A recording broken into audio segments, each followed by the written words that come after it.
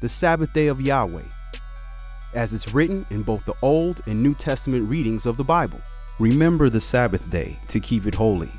6 days you shall labor and do all your work, but the seventh day is the Sabbath of Yahweh your Elohim. Exodus chapter 20, verses 8 through 10. The fourth commandment is one of the most well-known and commonly quoted commandments from the Bible used by parents and church leaders abroad. But despite its popularity, are we truly keeping the commandment? This documentary will take an in-depth look at the Sabbath day of Yahweh as it is defined, commanded, and was kept according to as it's written in both the Old and New Testament readings of the Bible. Many of us grew up spending our Sunday mornings at local churches. Many of us even complained often as children for being woken up early and forced to go to church.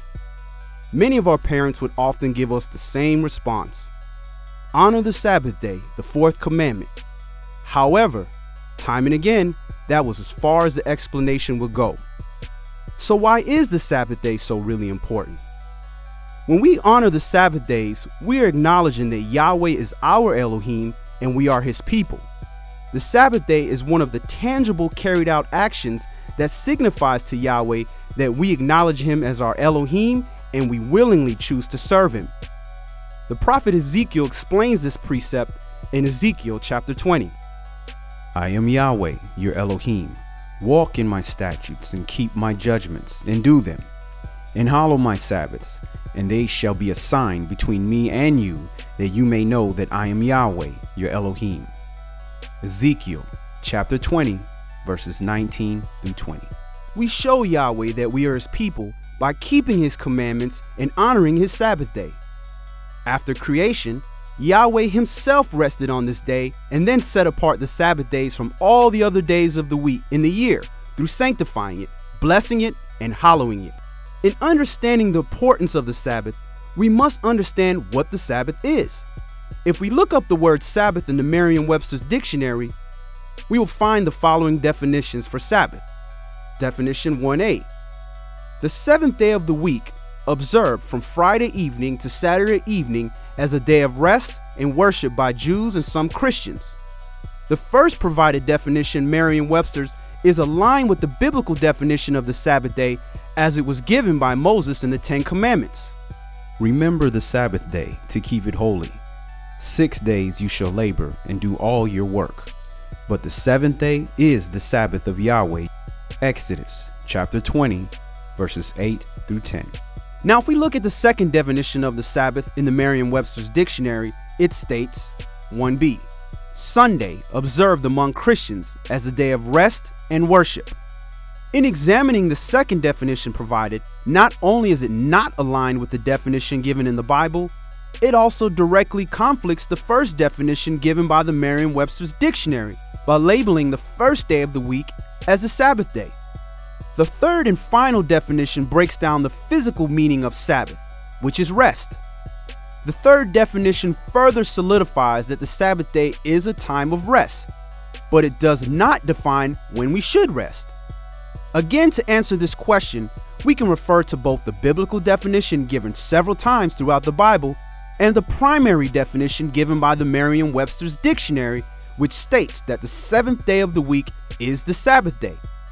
Using the biblical definition of the Sabbath and the matching definition of Merriam-Webster's dictionary, we can establish that the Sabbath day is the seventh day of the week.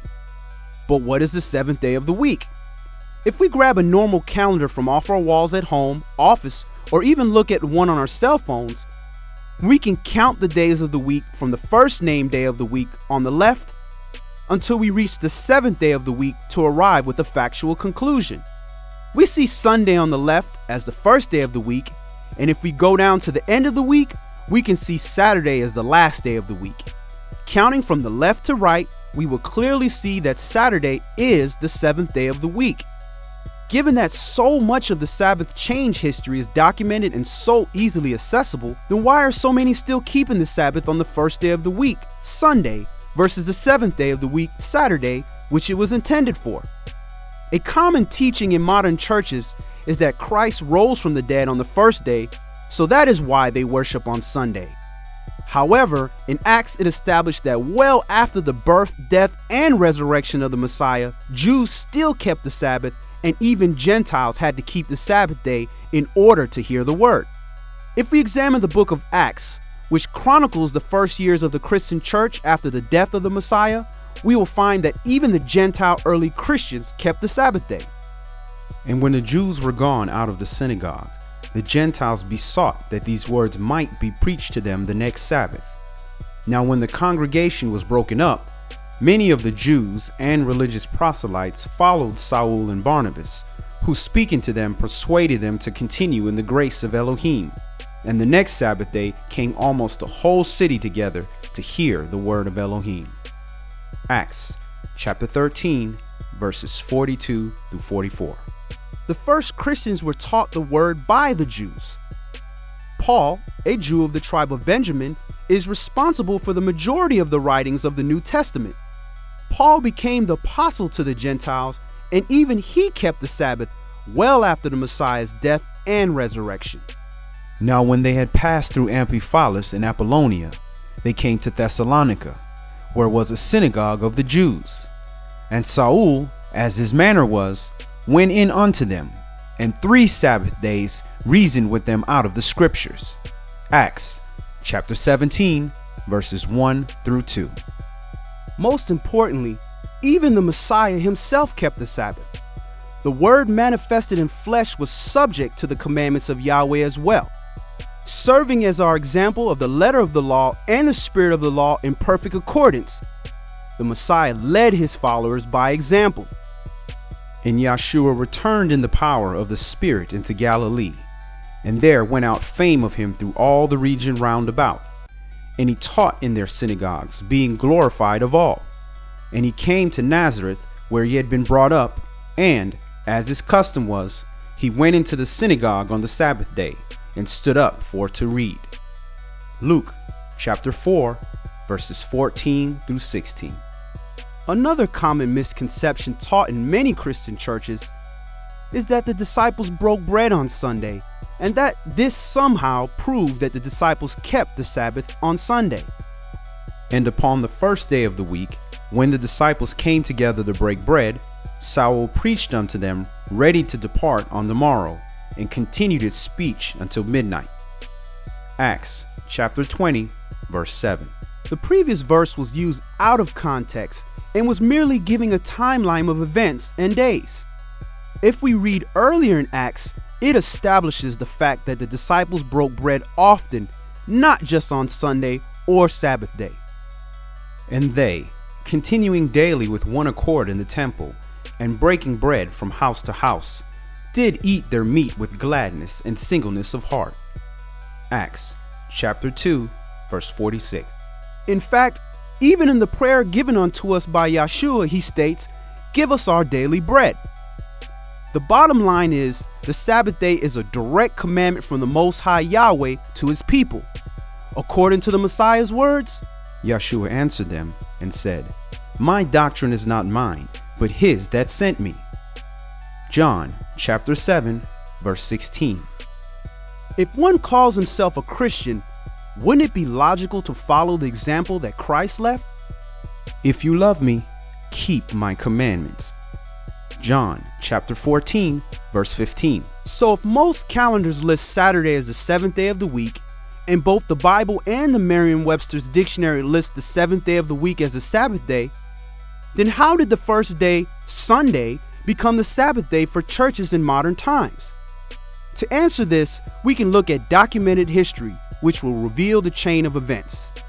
In 321 AD, the Emperor of Rome, Flavius Valerius Aurelius Constantinus Augustus, known by the Romans as Constantine the Great, instructed that Christians and non-Christians should be united in observing the venerable day of the sun, referencing the esoteric Eastern sun worship day of Sunday. Several years later, the Council of Laodicea, which was a regional synod of approximately 30 clerics from Asia Minor, assembled about 363 to 364 AD in Laodicea, Phrygia, and Pakitiana. The major concerns of the council involved regulating the conduct of church members. The council expressed its decrees in the form of written rules or canons. Among the 60 canons, the 29th canon decreed the outlawing of the Sabbath, seventh day of the week, Saturday, and encouraged rest on Sunday, which was determined as the Lord's Day.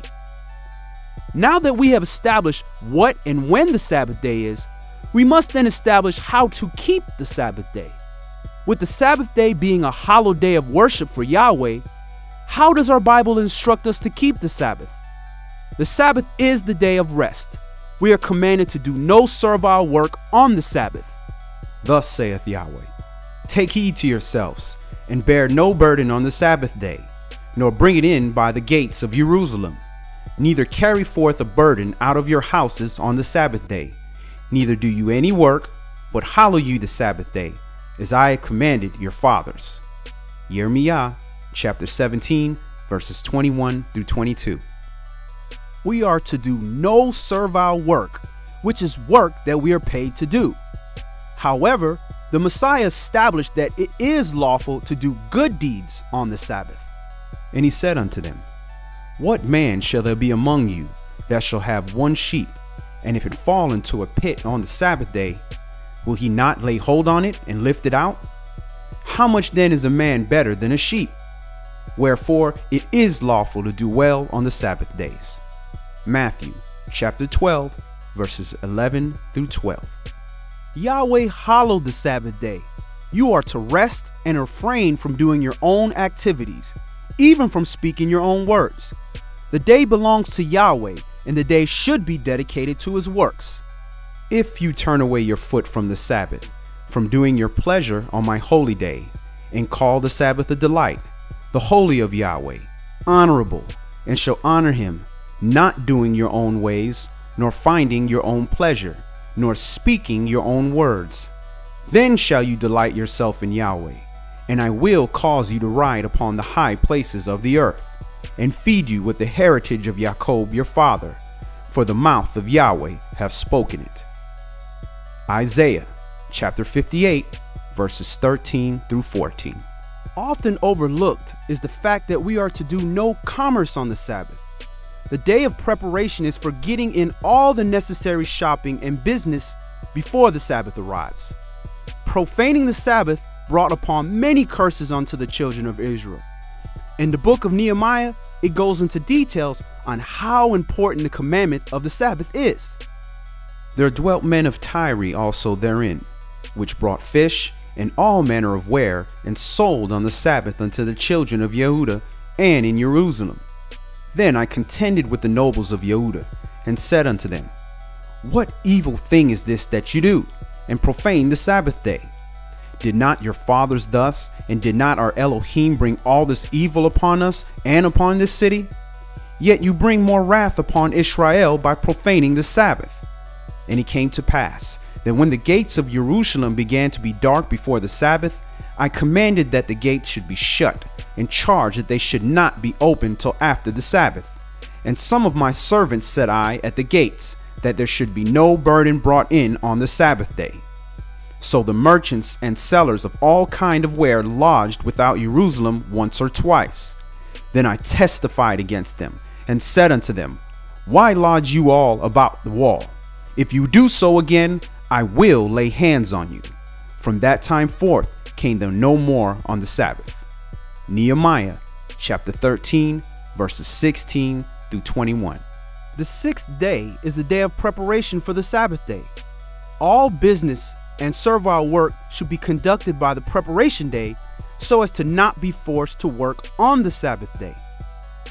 And now when the even was come, because it was the preparation, that is, the day before the Sabbath, Joseph of Arimathea, an honorable counselor, which also waited for the kingdom of Elohim, came and went in boldly unto Pilate, and craved the body of Yeshua.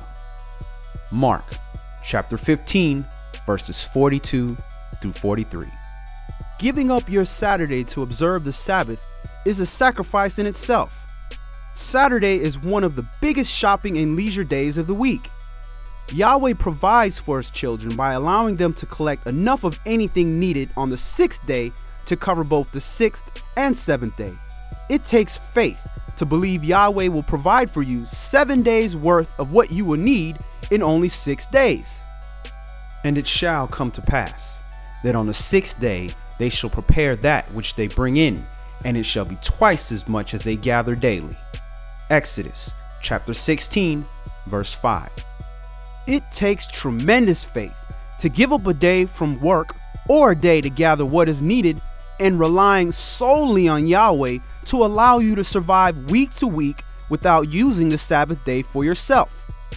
In addition to the weekly Sabbath day, on the 7th day of the week, there were 7 other holy days, which Yahweh also made Sabbath days, regardless of what days of the week they fall on. When one of these holy days happened to fall on the 7th day Sabbath, it was called a high Sabbath, like what was mentioned right after the Messiah's death on the torture stake. The 7 Sabbath holy days are as follows: Feast of Unleavened Bread, day 1 and day 7. And on the 15th day of the same month is the Feast of Unleavened Bread unto Yahweh. 7 days you must eat unleavened bread. In the first day you shall have a holy convocation. You shall do no servile work therein, but you shall offer an offering made by fire unto Yahweh 7 days. In the 7th day is a holy convocation. You shall do no servile work therein. Leviticus chapter 23, verses 6 through 8. Feast of Weeks, Pentecost. And you shall count unto you from the morrow after the Sabbath, from the day that you brought the sheaf of wave offering. 7 Sabbaths shall be complete. Even until the morrow after the 7th Sabbath shall you number 50 days, and you shall offer a new meat offering unto Yahweh. Leviticus chapter 23, verses 15 through 16. Feast of Trumpets. Speak unto the children of Israel, saying, In the 7th month, in the 1st day of the month, shall you have a Sabbath, a memorial of blowing of trumpets, a holy convocation. You shall do no servile work therein, but you shall offer an offering made by fire unto Yahweh. Leviticus chapter 23, verses 24 through 25. Day of Atonement. Also, on the 10th day of this 7th month, there shall be a day of atonement. It shall be a holy convocation unto you, and you shall afflict your souls, and offer an offering made by fire unto Yahweh. And you shall do no work in that same day, for it is a day of atonement, to make an atonement for you before Yahweh your Elohim. Leviticus chapter 23, verses 27 through 28. Feast of Tabernacles, day 1 and day 8. Speak unto the children of Israel, saying, The 15th day of the 7th month shall be the Feast of Tabernacles for 7 days unto Yahweh. On the 1st day shall be a holy convocation. You shall do no servile work therein. 7 days you shall offer an offering made by fire unto Yahweh. On the 8th day shall be a holy convocation unto you, and you shall offer an offering made by fire unto Yahweh. It is a solemn assembly, and you shall do no servile work therein. Leviticus chapter 23, verses 34 through 36. There were times when observing the Sabbath day could get you killed by order of the law of the kings. For the king had sent letters by messengers unto Jerusalem and the cities of Yehudah, that they should follow the strange laws of the land, and forbid burnt offerings and sacrifice and drink offerings in the temple, and that they should profane the Sabbaths and festival days, and pollute the sanctuary and holy people, set up altars and groves and chapels of idols, and sacrifice swine's flesh and unclean beasts, that they should also leave their children uncircumcised, and make their souls abominable with all manner of uncleanness and profanation, to the end they might forget the law, and change all the ordinances. And whosoever would not do according to the commandment of the king, he should die. 1 Maccabees chapter 1, verses 44 through 50. With no such laws now being in place, It is exceedingly sinful to continue profaning the Sabbath day. The Sabbath is the seventh day of the week, which is Saturday on our calendars today. We are to remain sanctified from the world in our day of rest. This is a commandment of Yahweh to be kept forever by the children of Israel in all your dwellings, no matter where you live. Remember to keep the Sabbath holy, as it is a sign between Yahweh and us that we are his people and he is our Elohim.